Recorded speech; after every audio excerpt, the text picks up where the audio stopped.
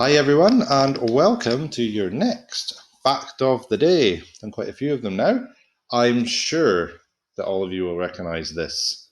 You'll see it at the start of many films, many great films. I love Disney films. And today that's what we're going to talk about. So what do you think about when you think of Disney? Well, I'm sure you think about all these films. It's a cool picture, this. You should have a pause and have a look, see if you can name all the characters and all the films. It'd be pretty tricky, I think, but really, really cool. I'll put actually a copy of this on the classroom so you can have a really good look at it. But lots and lots of amazing films there. But it's not just those. Disney own Marvel as well. Some of my favourite films, Marvel. And Disney also own Star Wars as well. I love a good bit of Star Wars too. But when you think of Disney, you tend to think of all the top ones there. But it's a big thing, Walt Disney. Lots and lots of films, hundreds, thousands. So, why is it called Walt Disney, though? That's the thing we're going to look at today. Why is it called Walt Disney? Do you know? Well, it is named after a man. He was called Walt Disney, and this is a picture of him. This is Walt Disney. Was born about 120 years ago. He's obviously not alive anymore, but what's special about this man, Walt Disney? Why was all this named after him? Well, let's find out a bit about him, shall we? And we'll start with where he's from. So we'll go to the map. We will find where we are, which is right here. And a quick little test. See if you were paying attention last time when we were talking about Spain. Can you find Spain on this map? Give me a second, just have a try. Remember, it's got a little bit of a desert, and it's quite close to us, and it's right down here. Basically, if you go to us, head all the way down. Don't go over to Sahara, but here we have Spain. Well done if you got that right. But Walt Disney wasn't from Spain. Excuse me. We have to go across this ocean, the Atlantic Ocean, that is right, to North America. And he was from the United States of America, which is all the way along here. Up here you have Canada, and down below it you have Mexico. But he was from the United States, and he was actually born in a city called Chicago. Very, very famous city in America, on the shores of one of the Great Lakes. We know there are how many? 5. Nice one, well done. And can you find them? They're pretty big, shouldn't be a problem finding these. Here we go, they're up here. Now this one right here is called Lake Michigan, and right there, right on its shores, you will find Chicago. Let's zoom in, just have a quick peek. Got it on my history here. I'm going to go to one of the most famous towers.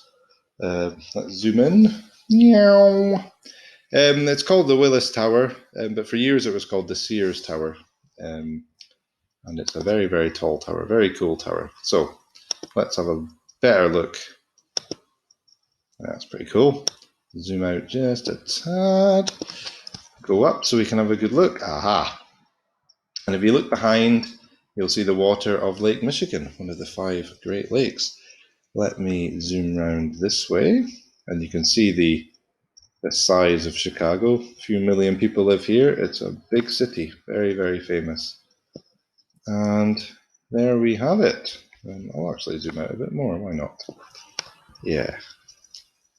Look at that. That is Chicago. That is where he was born. Only lived there for a few years, though, before his family moved to another state, to another city called Marceline.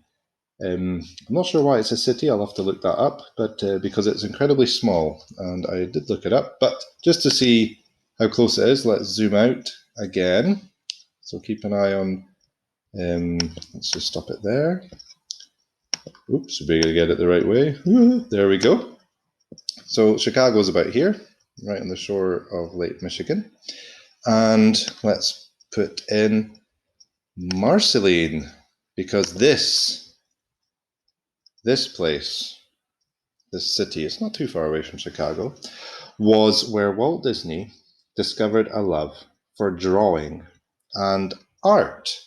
As you can see, it's not a very big city. It's not even that much bigger than Brora.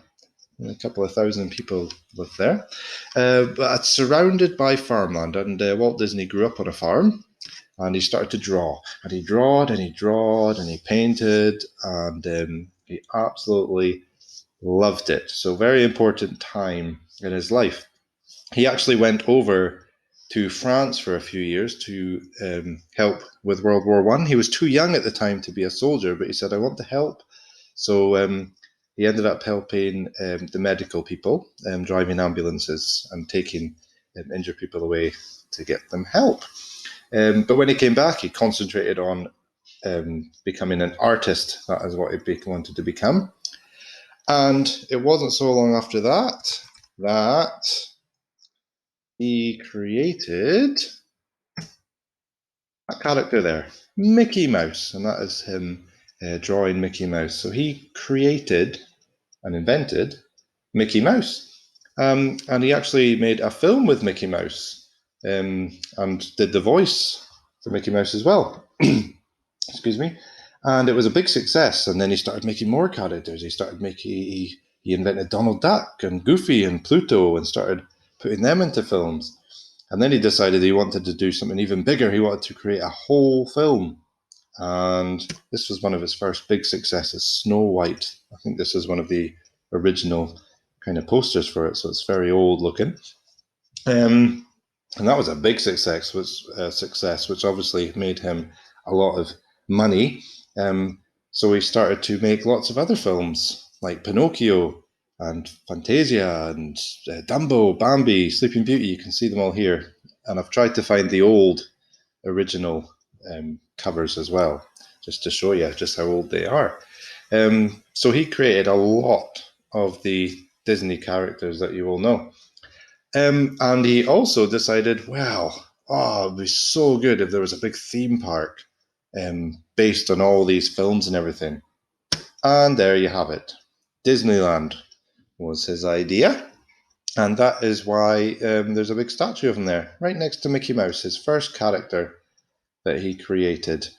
So there's a lovely statue of him there, because it's thanks to him that Disneyland is there and all these characters actually exist. So very, very cool.